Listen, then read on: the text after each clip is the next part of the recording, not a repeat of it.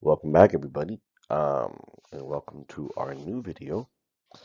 In this one, we are going to continue the general overall story of the Gilded Age, but we're going to talk about another group of Americans and their story and their narrative during this particular period in American history. We already spent some time talking about those that did very well for themselves, right? The captains of industry, the robber barons, the people that were able to invest in these emerging industries and became incredibly wealthy in their own right, creating uh, some industries that are still with us today and were mainstays in the industrialization of this country, and some of them even created monopolies, if you will. But that said, this was a minority of individuals. Influential, powerful, wealthy, absolutely true. But number wise, a minority of individuals. And so now I want to talk about, well, what about the millions of others Americans that did not reach those heights, if you will, during this period of growth and inequality, mm, wealth and poverty at the same time? The millions of folks that filtered into our cities looking for new jobs in these new factories, people that were uprooted and forced from rural communities and agricultural work to find work um, in a very disconcerting way in these new cities and these new factories as well, not to mention the millions that came from elsewhere. And what was the reality that these people found themselves in? It wasn't necessarily better than where they came from.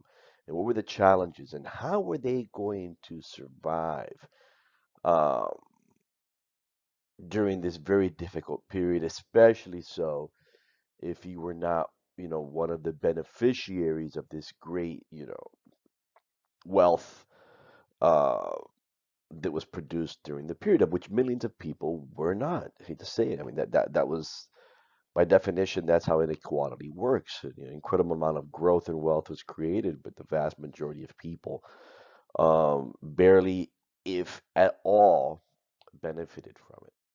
So now we're going to talk about the history of the American worker during the mid to late 19th century, the history of American labor, and what's going to be the birth of the American labor movement. And so let's start here. One of the ways in which working people survived, particularly skilled workers, was by organizing themselves around a particular trade or craft and using their experience and their know-how as a means to gain leverage and compete in what came to be an even more competitive, if not unpredictable, economic reality. Many of these associations go all the way back to the Middle Ages in Europe, in which people, according to their profession or their craft or their trade, would form associations. In the Middle Ages, they were called guilds. And you had guilds of just about every trade you can think of, shoemakers, metal workers, bakers, dyers, you name it. I mean, many of our last names actually stem from the professions um, that our ancestors might have had. And so they formed guilds around these professions. What were these guilds? The guilds were basically associations of craftsmen or artisans um, that would not only oversee labor practices in their particular trade, in their particular community, but would provide training in the form of apprenticeships, would provide jobs for those that were interested coming into the trade, although trades tended to be hereditary. They established standards of quality, they regulated prices, and they restricted outside competition. Okay? They had a say about who could come into their community and practice that particular trade, and not very friendly to the fact of others coming from elsewhere. And this is the traditional way, going back to the Middle Ages, the way craftsmen protected their livelihoods. But here comes industrialization with forces that are going to uproot, upend, disrupt business as usual as it existed for centuries. Remember, we're talking about skilled workers, okay? Which were not necessarily the majority of workers, by the way, but we're going to start with them. A couple of the earliest threats with industrialization comes, some of the earliest threats to business as usual. Number one, mechanization. How are you going to survive if somebody's figured out how to make a machine that does your job better and faster than you do? That's definitely a threat to the traditional trades. Okay. And the more and more these machines find themselves into the workplace, and think about why would machines find themselves into the workplace? They're doing one of several things. They are either, and it's interesting because machines drove a lot of people away from agricultural work and agricultural communities to factories where once again they're going to meet machines. They're going to be working with machines. What do machines do? Machines will either improve upon or outright replace human labor. Okay, allow people to do work that normal human hands would not be able to handle in greater amounts. Okay, they improve efficiency, productivity, and in some cases outright replace human labor. And then you couple that with what emerges the factory system. Okay, and this takes a little bit of explanation. What was this factory system that was likewise another threat to business is as usual for traditional tradesmen? Um, the way things used to be produced, okay, you went to a tradesman, a craftsman, whatever you want to call them, an artisan, and said, listen, you have to understand, mass production did not exist yet. Um, Goods tended to be on the expensive side because you had to rely on somebody that not only was a member of a guild that produced that controlled prices and things like that, but because of their experience and the art involved in their trade, it was usually pretty expensive an investment. So I go to, somebody to make me a pair of shoes, a cobbler, or a tailor to make me a suit, or a dressmaker to make me a dress, and so on and so on and so on, a blacksmith to make me tools and whatnot. Okay. And so that took time and it tended to be more expensive. Okay. Then some innovative folks, I guess, wanted to improve upon how can we produce more units um, in less time, more inexpensively. Okay. And so forgive the crude, analogy, if you will, but let's take um oh, I don't know. A cobbler. A cobbler, it's up to debate, but a cobbler is a person that makes shoes. Once upon a time, you went to a cobbler, they made shoes for you. They measured your foot and they produced the entire shoe for you from step one, step zero to step 30, whatever, how many steps it involves, right? And then some guy observed a cobbler in the making of shoes, step by step by step by step, and then documented the steps and said, you know what? Instead of paying one cobbler, the rate that a cobbler charges, which is a lot, I'm going to hire 30 unskilled people off the street. And I'm going to teach each one of these people one or two steps of that productive process that I observed. I'm going to give them the tools, I'm going to give them the materials, I'm going to give them the machines, okay, to do the same thing the cobbler did. And what was the end result of dividing labor and organizing it in a multi-step process? What was the end result? Okay. A greater number of shoes were produced in less time and without having to hire a cobbler. Because what you did was you just broke it down to simple steps and assigned one or two steps to an unskilled person, which gave leverage to the person that was employing these people.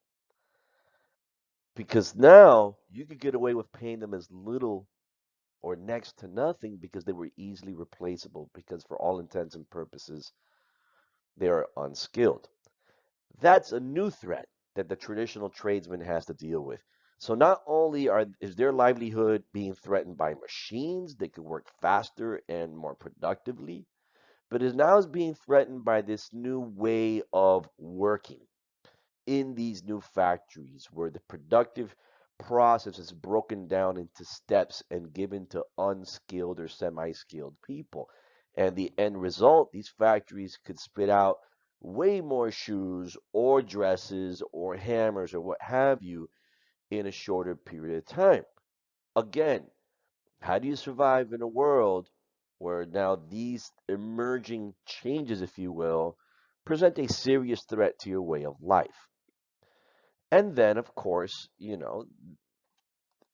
instances where they felt even the free soilers made this argument.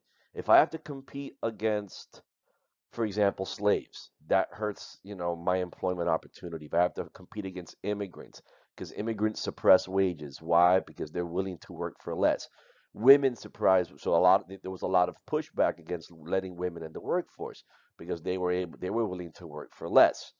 All of these also were threats to these folks. So what did they do?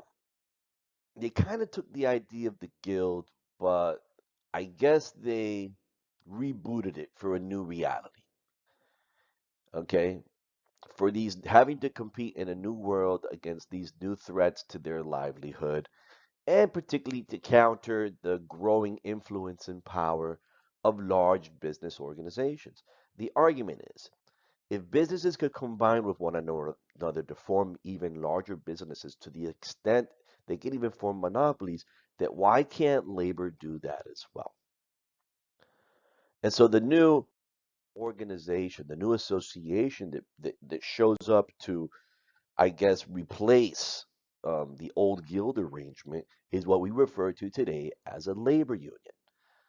Specifically, the first labor unions that emerge um, in this country are craft unions or trade unions, meaning that they are associations made up of people that practice a particular trade or craft. Because, needless to say, because of that, they're going to have more leverage, they're going to have more bargaining power than an unskilled person. Perhaps I'll give you another analogy. Imagine a big building project. They're building a big skyscraper downtown, right?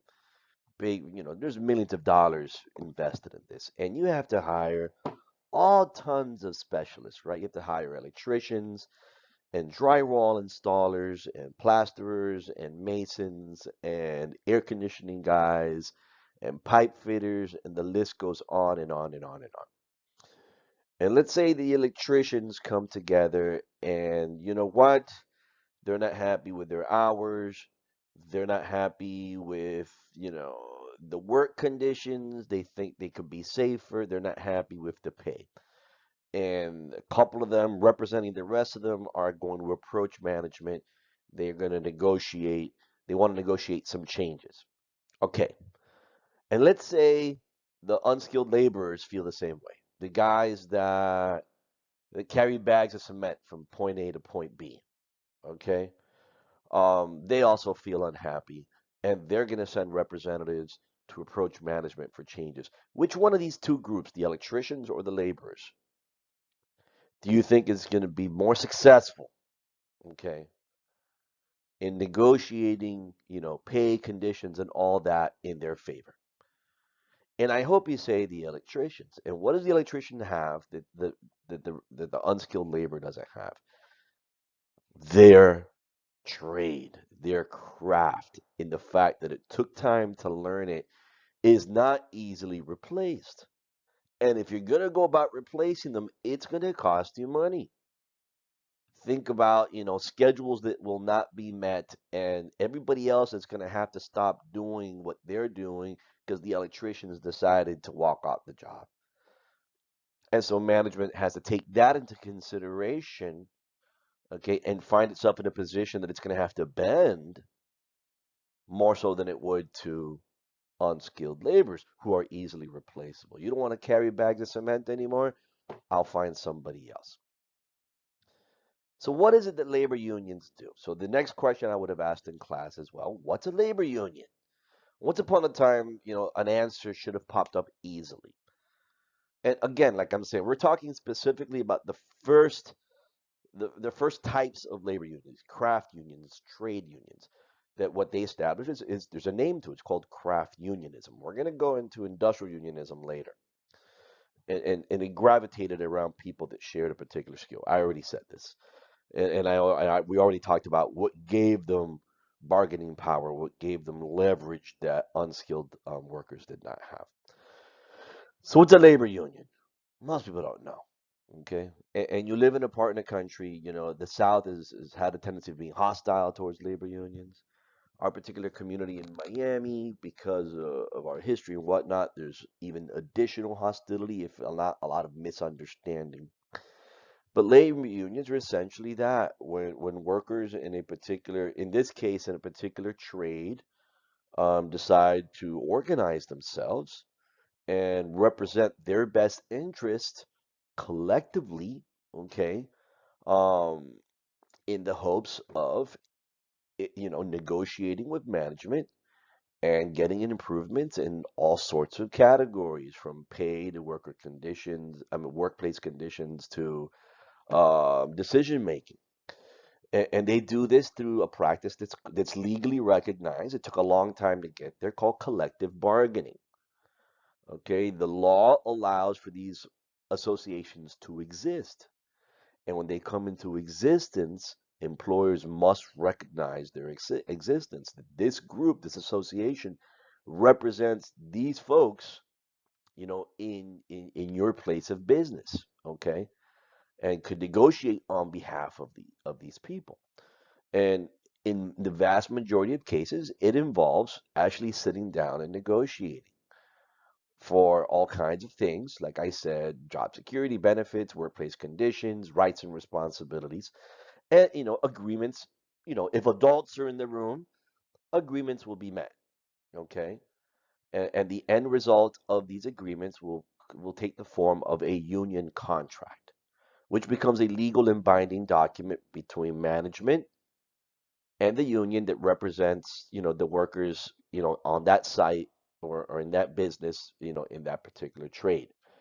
Um, and it explains rights and responsibilities of both parties and pay and all that stuff. And now you have a legal and binding document. And now if anybody breaches that contract, either one of the two parties now has the right to do what? Okay, to seek restitution. A lot of unions will seek to arbitrate, find a third party to settle the dispute between management or labor, or you could outright go to court. Okay, there are courts that deal with labor law for violations of labor law, for grievances, for violations of the contract. Okay, and it's not necessarily a bad thing for both parties. Um, Not everybody, sometimes agreements are hard to reach, and that's where it gets to, the association, the false association a lot of people have with unions. The unions are about strikes, about walking off the job, and these violent nonsense. The vast, vast, vast majority of cases, okay, uh, big boys and girls, both on both sides, sit at a table, they work out an agreement, and everybody goes back to work with a mutual understanding. In cases in which one of the two parties does not, either the management does not want to recognize the union, or doesn't want to negotiate them, or wants to change the contract, then things, yes, can become nasty. And you could go to arbitration or litigation, or in the worst case scenario, and people love to associate unions with this, but this is the worst case scenario. This is the nuclear option that workers have. That if you don't want to sit down and come to a mutual agreement, then we will simply walk out the job. We will walk out, we will stop work, okay, which will cause the owners to lose money and put pressure on the owners to come to the table and work out an agreement. It hurts both sides. It hurts the business because if nobody's manning the machines, as nobody's working, nothing's being produced, nothing's being sold, and nobody's making money. It hurts the people that go on strike as well because they're not being paid while they do this. Okay, but that's the thing about unions. The idea that we're all in this together and we have to support one another in order to reach our goal, which is getting management to come to the table. So we're going to be talking a lot about strikes, and I want you to keep in mind they were the exception more than the rule. The rule in the vast majority of cases, agreements were reached, and you never found out, they never made the headlines. What makes the headlines is when agreements are not reached and unions have to resort to more drastic measures like going on strike.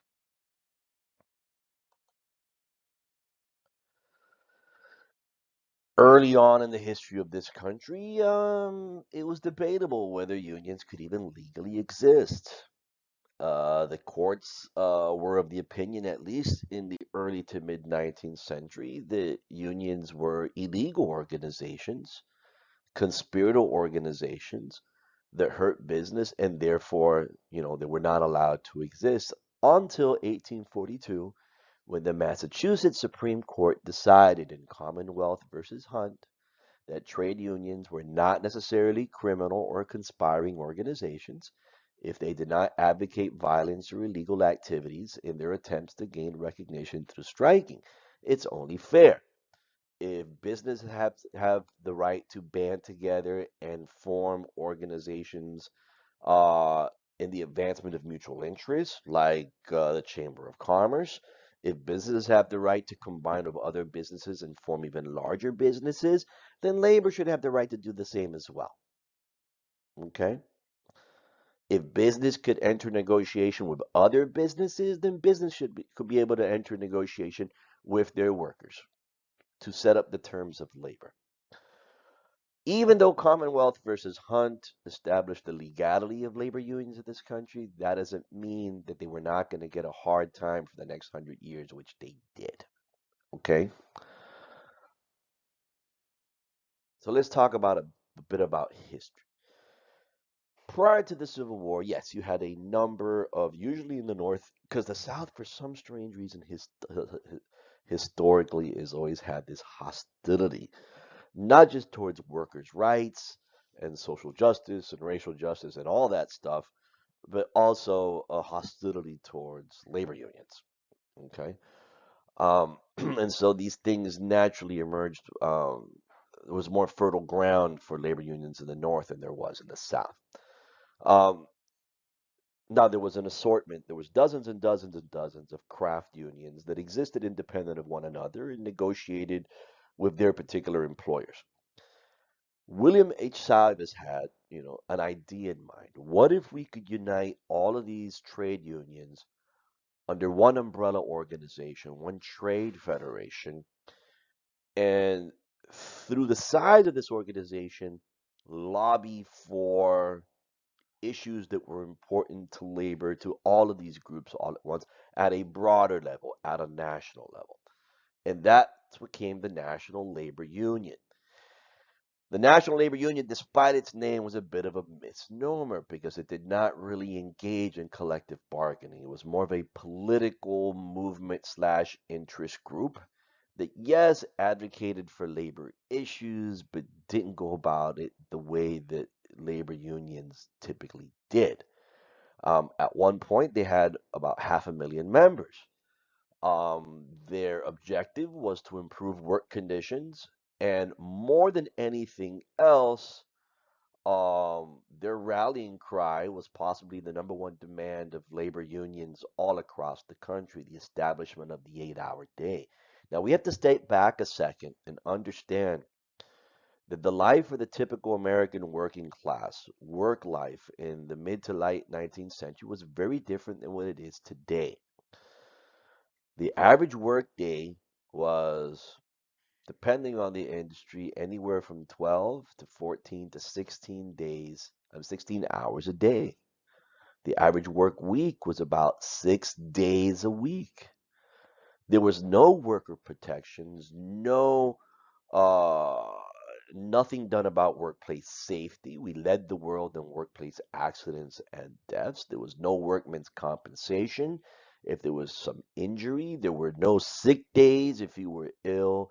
Vacation was a word that didn't even exist in the language of working class people. You lived to work. And in the vast majority of cases, people were paid just enough to exist, as in working class poverty was rampant across the country. Children worked, usually paid half as much as adults. Women worked as well. I think 20% of boys worked in, and 10% of girls worked in adult workplaces. So this is no minimum wage. This is very different America, very different American workplace than you know today. Very different. And so here comes the National Labor Union hoping to tackle these issues and win some victories on a national level.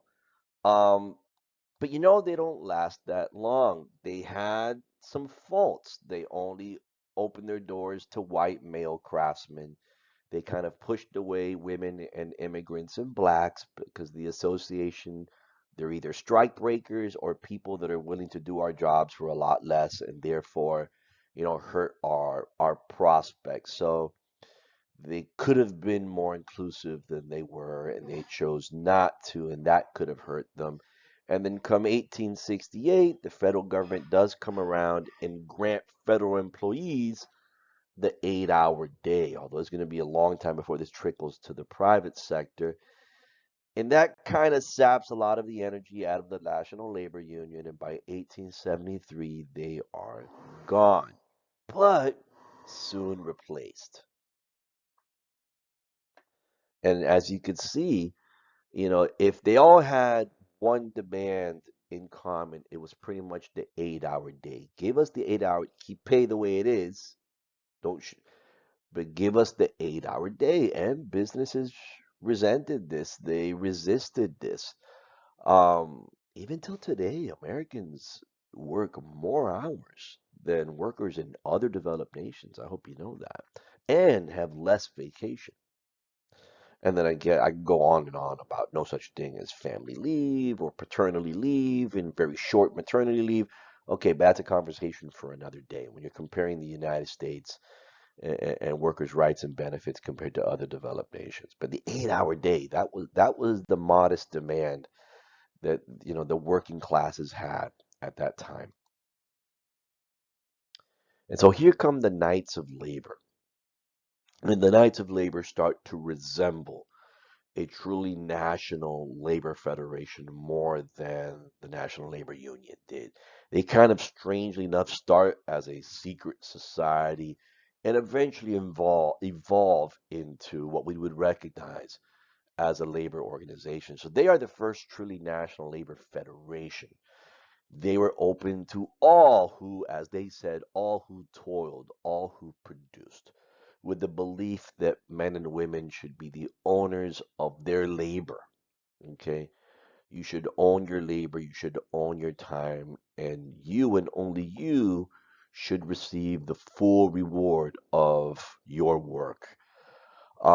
They had over 800,000 members by 1886. They promoted social and cultural improvement of working people, higher wages, women's economic rights because they allowed women in, racial equality because they allowed blacks in.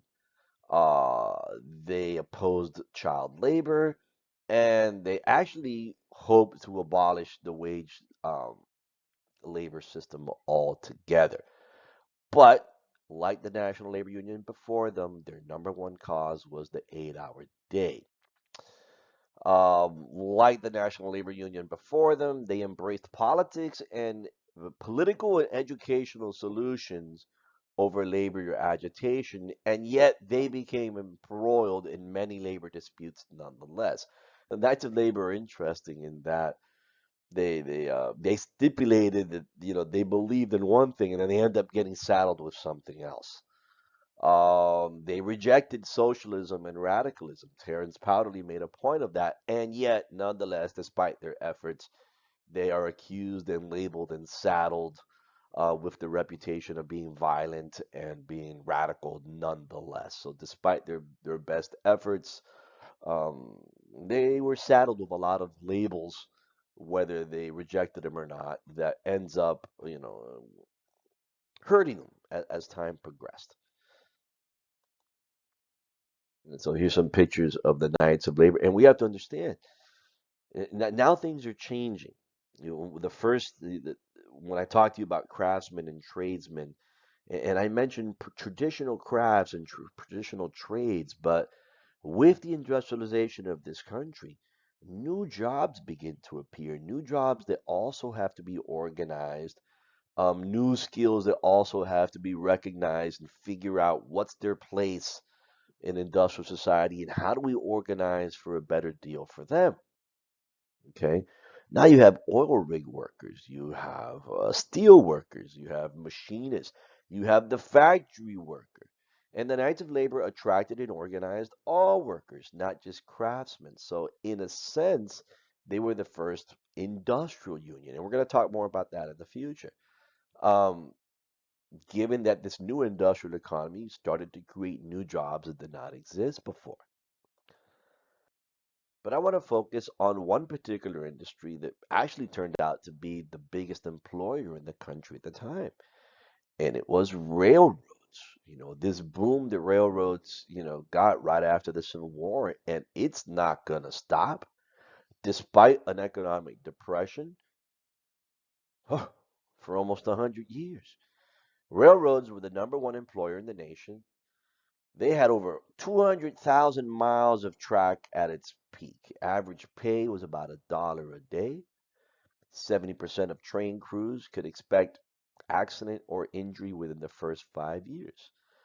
And the railroad industry employed a number of people with a number of skills, whether it's the people that laid down the track, engineers, conductors, firemen, the people that actually fed fuel into the engine, uh, people that maintained the trains, mechanics, people that maintained the tracks, uh, switchmen, people that switch tracks directions, porters that tended to the needs of passengers.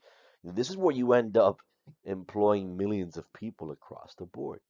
So, needless to say, if this is the biggest industry in this country at the time, if there's going to be any turbulence, any agitation from the side of labor, you should not be surprised that it's going to emerge in that industry that's the largest employer in the country. And now, let's discuss the first major national labor conflict to have occurred in American history, the Great Railroad Strike of 1877. We're 4 years into a recession that started in 1873, actually a depression, which interestingly enough was caused by overinvestment in railroads. Okay.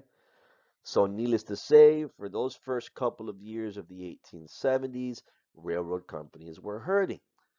And the way that they tried to keep their bottom line going was, cutting wages and cutting, things of that nature.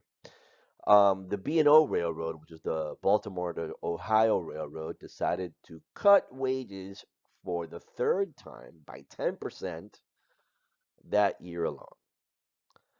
And that was too much for the 100,000 employees of the B&O Railroad and others.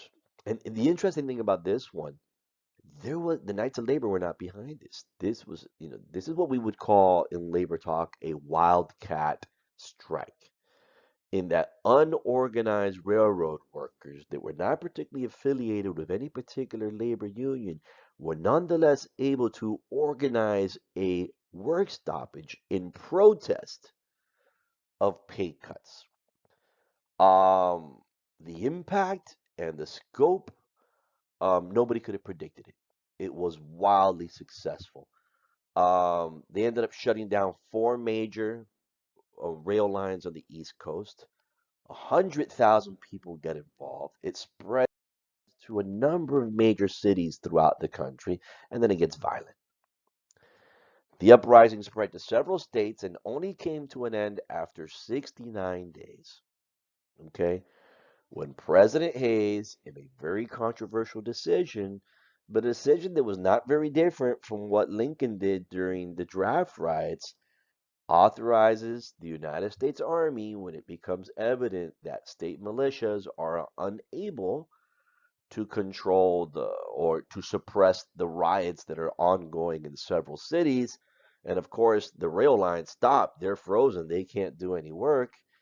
Um, he sends the army in and violently using deadly force brings the Great Railroad Strike to an end. And of course, the middle classes that read their middle class papers written by middle class newspaper companies put the blame on the strikers. And, public opinion starts to turn against, well, not even turn against the unions because, there was no specific unions behind this, but turn against the idea of strikes and workers agitating for, a better deal from their employers. Um,